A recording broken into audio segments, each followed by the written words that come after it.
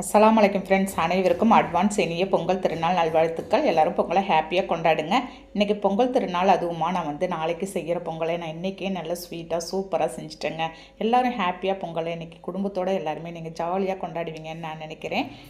நம்ம இப்போ இந்த ஸ்வீட் பொங்கலை எப்படி செய்யலான்னு பார்க்கலாமா? அதுக்கு ஃபஸ்ட்டு ஒரு குக்கரை ஸ்டவ்வில் வச்சுருக்கேங்க. ஒரு அரை கப் அளவுக்கு பாசிப்பருப்பு நம்ம எடுத்துக்கலாம். நான் ஒரு கப் அளவுக்கு பச்சரிசி சேர்க்க போகிறேன். இதுக்கு அரை கப் அளவுக்கு கரெக்டாக இருக்கும். உங்களுக்கு பாசிப்பருப்பு எடுத்துக்கிட்டிங்கன்னா நான் லோ ஃப்ளேமில் வச்சு ஒரு செகண்ட் நம்ம பாசிப்பருப்பை மட்டும் வறுத்துக்க போகிறேங்க.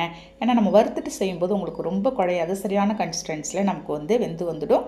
பாருங்கள், இந்த அளவுக்கு வறுத்துட்டு ஒரு கப் பச்சரிசின்னு அதோடு சேர்த்து ஒரு மிக்ஸ் மட்டும் கொடுத்து நம்ம கழுவி 2-3 தண்ணி ஊற்றி நல்லா அலசிட்டு கல் மண் இல்லாத எல்லாத்தையும் க்ளீன் பண்ணி நம்ம எடுத்துகிட்டு வந்துடலாம். பாருங்கள், எல்லாத்தையும் கழுவி க்ளீன் பண்ணி எடுத்துகிட்டு வந்துட்டேங்க. இப்போ ஒரு கப்பு நம்ம பச்சரிசி போட்டோம். இதுக்கு 5 கப் அளவுக்கும் நான் தண்ணி சேர்த்துக்க போகிறேன். நம்ம பாசிப்பருப்போட அளவை நம்ம சேர்த்துக்க போகிறதில்ல. அரிசியோட அளவுக்கு சேர்த்து நீங்கள் தண்ணி ஊற்றினாலே கரெக்டாக நமக்கு வெந்து வந்துடுங்க. ஒரு 5 கப் அளவுக்கும் நம்ம தண்ணி சேர்த்துக்கலாம். நல்ல ஒரு சூப்பரான டேஸ்ட்டில் இருக்குங்க இந்த பொங்கல் ரெசிபி. சரியான மெஷர்மெண்ட்டில் நம்ம போட்டு எப்பயுமே செய்யும்போது எல்லாத்தையும் மிக்ஸ் கொடுத்து நம்ம மூடி வச்சிடலாங்க.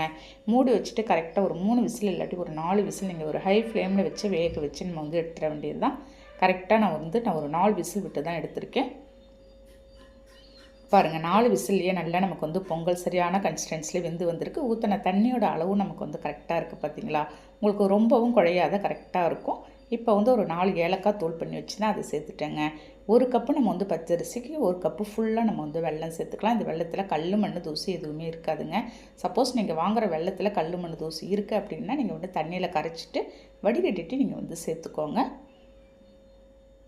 உங்களுக்கு ஸ்வீட் இன்னும் கொஞ்சம் கூடுதலாக வேணும்னாலும் நீங்கள் கூட சேர்த்துக்கலாங்க. ஃபைனலாக நெய்யில் நம்ம முந்திரி திராட்சை சேர்த்து தாளித்து நம்ம அப்படியே கொட்டிட போகிறோங்க.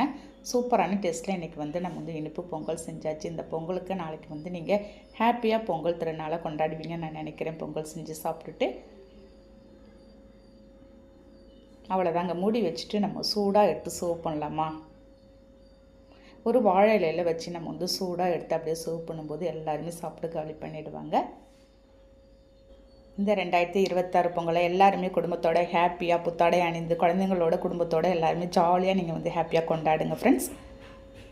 பொங்கல் தமிழர் திருநாள் அப்படின்றதுனால நம்ம ஜாதி மதம் பேதம் இல்லாத எல்லாருமே நல்லா ஹாப்பியாக கொண்டாடலாங்க. நாங்களும் எங்கள் வீட்டில் பொங்கல் செஞ்சு கொண்டாட போகிறோம். நீங்களும் ஹாப்பியாக கொண்டாடுங்க. வீடியோ பிடிச்சிருக்குன்னு நினைக்கிறேன். பிடிச்சிருந்தால் லைக் பண்ணிவிட்டு ஷேர் பண்ணுங்கள். நாளைக்கு பார்க்கலாம். பாய்.